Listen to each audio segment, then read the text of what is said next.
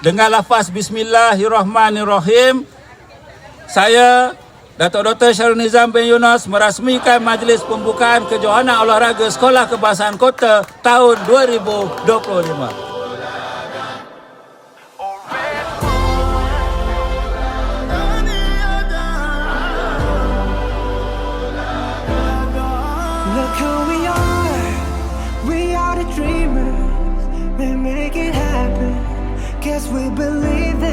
Pihak Yayasan Angkasawan Negara menyumbangkan RM2,000 untuk sekolah SK Kota. Ada tambahan RM200 kepada juara perbarisan pada hari ini.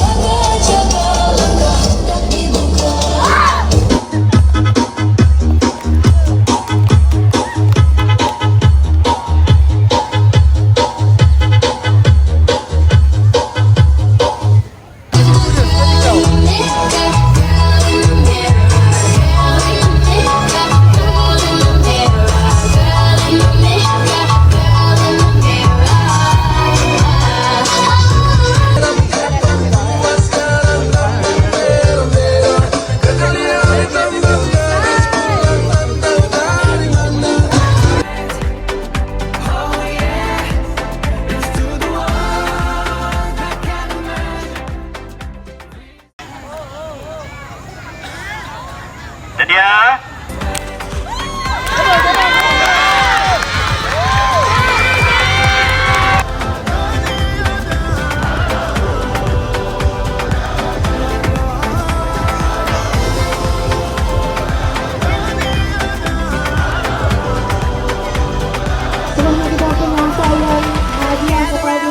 Antara pencapaian terbaik, atlet terbaik P12 MSSD Rembau, 3 pingat emas bagi acara lompat jauh 100 meter, 200 meter dalam kejohanan olahraga pendidikan khas peringkat negeri, melayakkan berjuang di peringkat kebangsaan di Perlis pada awal September lalu.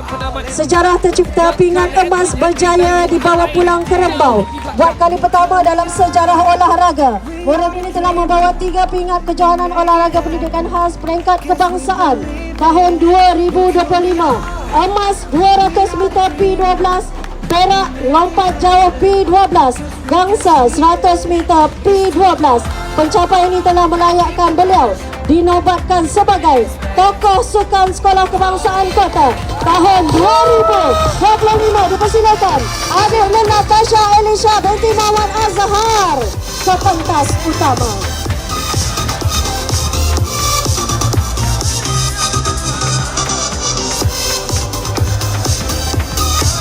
Dijemput